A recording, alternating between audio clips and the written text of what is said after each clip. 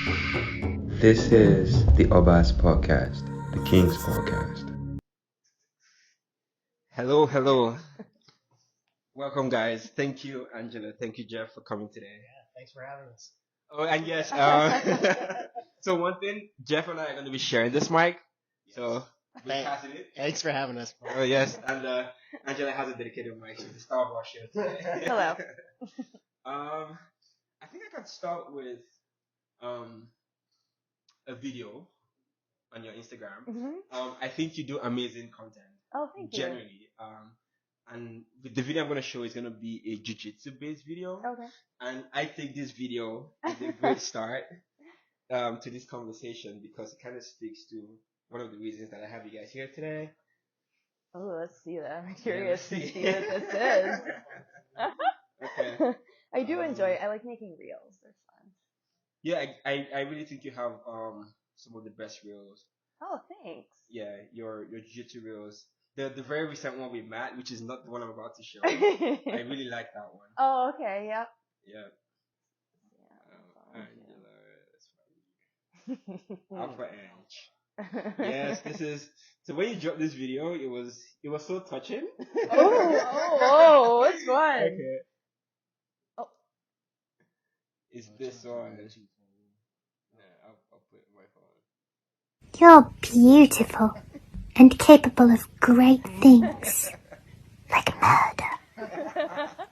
Don't do that though, unless it's completely necessary. Oh, that's so... Yeah, so, and I played this video to basically ask the question, do you remember when you were not capable of murder? Like when you were novice, no nothing, no martial arts, no I real do, training at yeah, all. slightly. I do Slightly? slightly remember. What about it? Coming this far and, MMA, jiu-jitsu, and then being able to, when I watched that video, I was like, you are actually capable of murder. You are capable. And we are. And Yeah. I say that from like a self-defense perspective, but it's like a lot of people out there actually are not capable of anything. Right. Or don't even know how to properly defend themselves. But both of you, a couple, like both, I think, highly trained jiu-jitsu athletes or highly trained martial artists, generally, have now like brought yourself to the point where you're actually capable of really defending yourself in a dire situation. Mm-hmm. Do you then think back to the time when you didn't have those skills Mm-hmm. and maybe how differently your life might have turned out to be than what it is right now? Yeah, actually, because I see people in everyday life that aren't capable of much, and being capable of what I am now, it's a very empowering feeling. Like I don't fear as much anymore. Like I can go places, and I'm kind of like, I wish someone would. Like sometimes I get a little bored, and I'm like, ooh, I wish somebody would try something, But I think it's very important because even back then I still was always very active and strong, but especially for a female, I didn't have the technical base for self-defense. Yep. So being who I am today, I can't even imagine being a normal person now, honestly, especially in this crazy world we're in now. So I think I would be a completely different person 100%. Because I think even just walking into a room, you can tell when you don't want to mess with somebody. You know what I mean? Like it's an aura. And I think when you practice a martial art, especially jiu-jitsu, you have an aura about you, and that aura is very obvious, I think, to people that don't train. Yep. And as a female, did you ever experience? And I know people that have experienced this, like bullying or being in situations where, as a female, you're in certain spaces with certain men. It's like there's this like intimate fear that just overwhelms you by just being in that environment. I'm sure you do, but like I want to hear it in your own words. What has martial arts done to your confidence, just generally in day-to-day life and being in environments that usually maybe you might have been more cautious? I think day-to-day life, it's not even just for myself anymore because, I don't usually run into things. I mean, I've had domestic disturbances in the past, which jiu-jitsu truly has, like, saved my life in certain situations. But I think now it's to the point, like, living in the everyday world, I almost am very aware of my surroundings for other people. Like, if I see somebody else that could potentially be in danger, like, I'm always aware of my surroundings because I'm the type of person, like, it's my duty at this point with the knowledge that I have to protect the people that aren't able to do that. So I could be walking down the street and I actually like keep my eye on people, like girls that are alone, especially at night and certain things walking by, because I just, if it ever happens in front of me, it's not gonna happen. You know? Yeah, and even for me personally, it's like I started training just like 3 years ago, and I really remember what it felt like to not have any skill set, and it's just like now I woke up with my shoulder a little bit higher. Yeah. I wish a motherfucker would. For sure. Yeah. Oh, pass me. Yes, please. Jeff, how about you? How long ago did you? Well, I started jiu-jitsu when I met Angela. So that's Did she get you into jiu-jitsu? pretty much, yeah. It was what, 6 years? Yeah. 6 years, yeah. That's how long, yeah. So could you beat him up when you first like? Yeah, Oh, sure. yeah. Sure. Yeah, first Well, couple then years. not anymore. Yeah, I always like was interested in jiu-jitsu, but it's a sport that's kind of tough to get into, and that's why I have so much respect for people that start jiu-jitsu, like not knowing anybody, just walking in the door and just doing it. Because for me, I was so interested in jiu-jitsu for a long time, but it's just very scary to walk into a gym and start, getting in people's clothes guards and just weird, and it's like, it's a very intimate sport. And, so once I met Angela, it was an easy segue into it. And I was like, cause she did it. And so we went to our first class together. And then after that, I just fell in love with it. And the rest is history. This Canadian boy doesn't play hockey anymore. No. Yeah. All jiu-jitsu now. Grew up playing hockey my whole life. And then That's after I started jiu-jitsu, I never went back. Never put the skates on again after starting jiu-jitsu. That's amazing.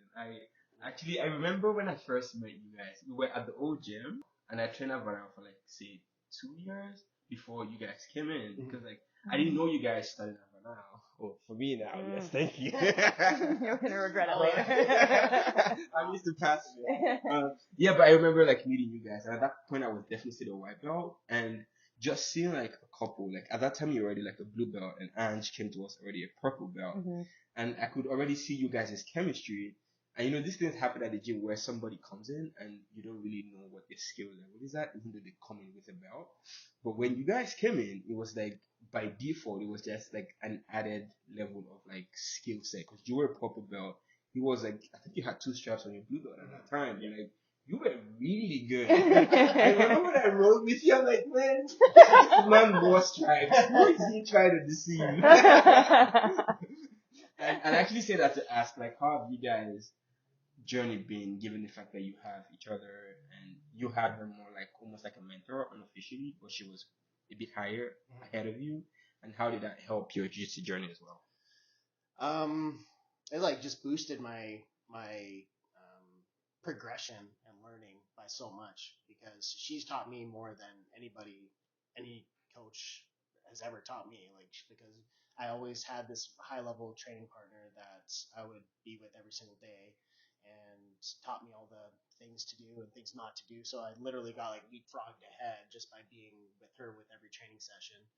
And then just her and her own jiu-jitsu is like, she's such a high level technical athlete, just because she's just been through the ringer, like she didn't have a traditional coming up with in jiu-jitsu, and then being a female on top of that, they're forced to be more technical, and she's also a phenom athlete, and, so the best of both worlds. And then so she was able to just get me to get me I ahead of gave the him game like so the quick. white belt, blue belt formula.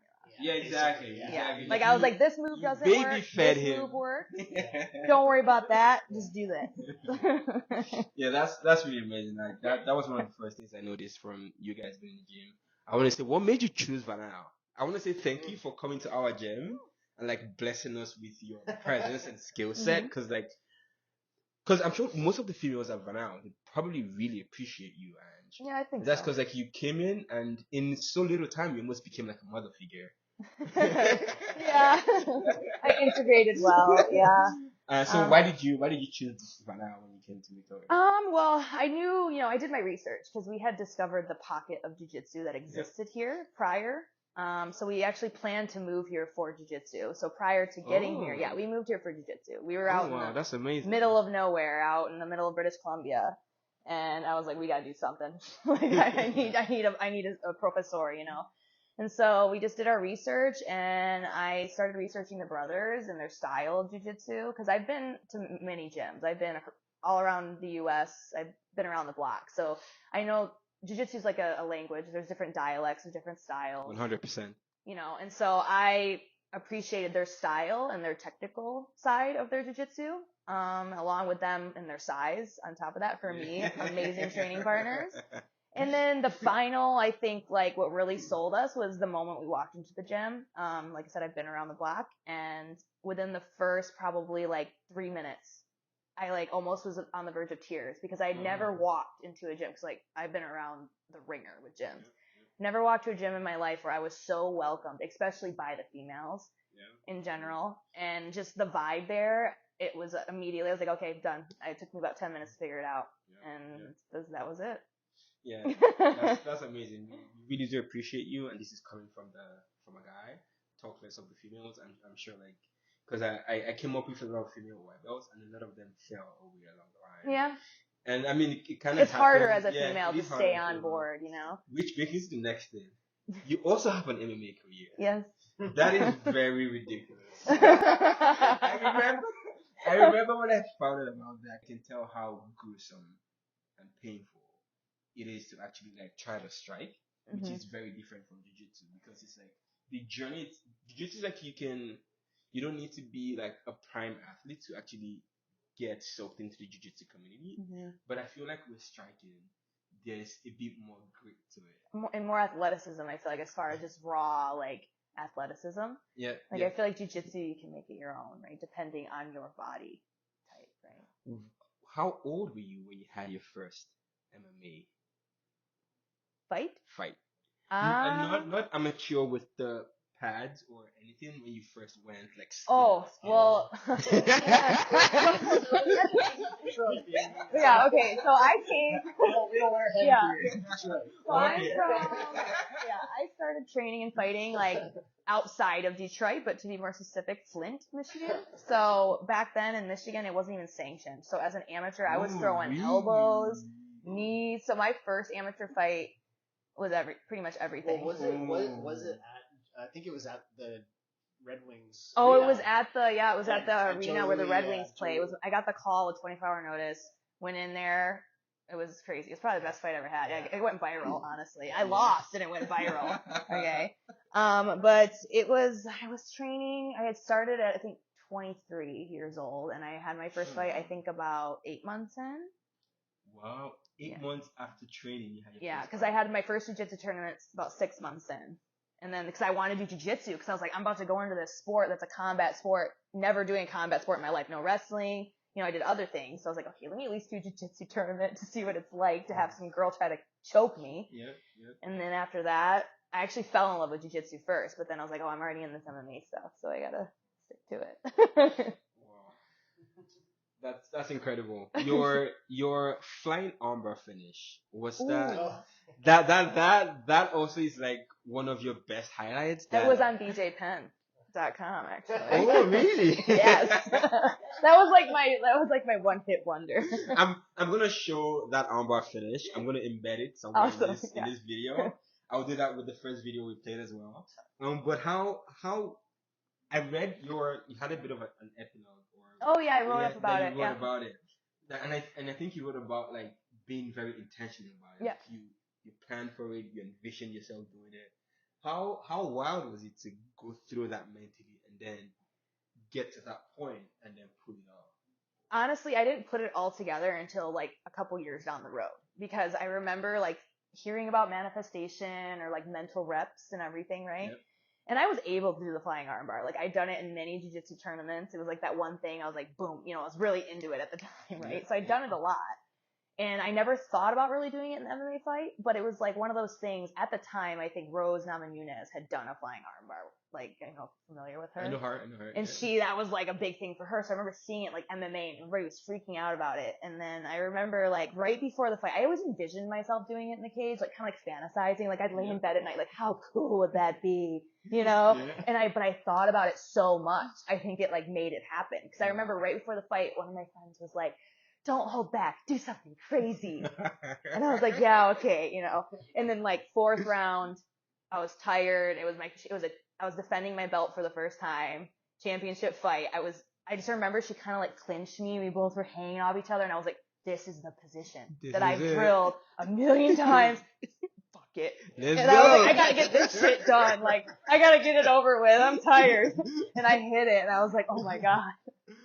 That was me. That was literally like eye-watering. Like that was a tearful moment. It looked so beautiful. It was. That's why, like, if you see in the video, I kind of went like this, and I'm like looking at somebody. It was the girl that told me that to told do you to do something crazy. Alright. Just before we wrap up, still speaking about competing. I mean, a little bit over time. That's okay. You, my man, competed at Worlds 2023. Yeah. And you had an incredible performance. Thank you. The first question I have for you is what you, apart from Angela, obviously, who helped you intensely prepare for it, but what do you think was a key factor to you having that run, that incredible run you had at Massive World? I think it was, honestly, I feel like my game really changed once I came to Van Isle, to be honest.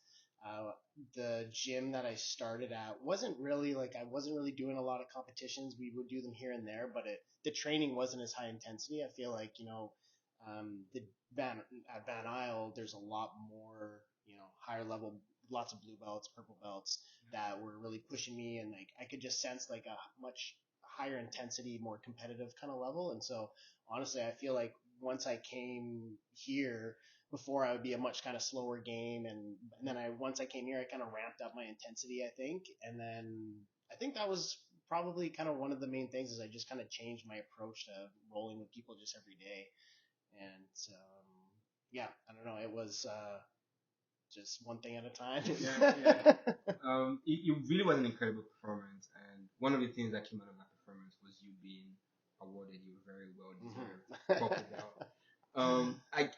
I think you didn't, but my question is, did you think about, you had nothing in your head about the belt when you? Oh no, I had no idea. I was like, because I knew some people have been like kind of hinting at it or saying, like some of the guys just comment on it and stuff like that, but I had no idea. I thought maybe I'd get it maybe in the new year or something like that. I really had no idea, so I was quite surprised and shocked, and I still feel a little bit of like imposter syndrome. No, absolutely not. You should know. It was very. I watched I think 2 of your matches on Flow before my account got cut off because I didn't want to resubscribe. But yeah, it was really.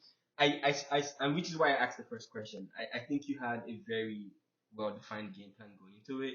You were very aggressive. You were very intentional. You were moving. You were trying to implement. You were trying to put your own game into the situation, and it was very impressive to see.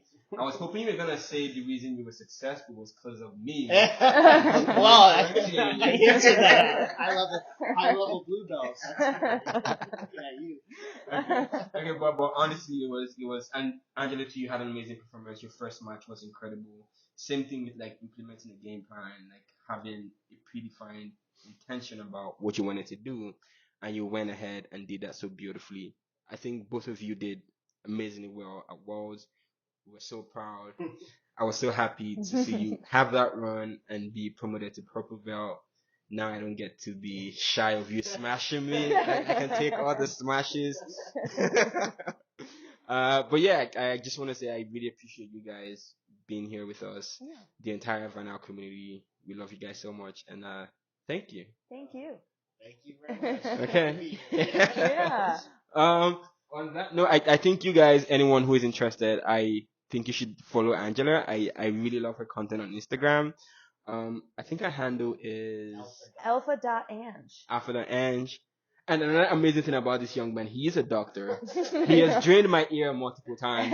So if you need that from him, his handle is what is it? Jeff Jeff underscore DUF. Jeff underscore DUF. I really appreciate you guys coming here today. Thank you so much. Thank you for having us. Thank you. Thank you.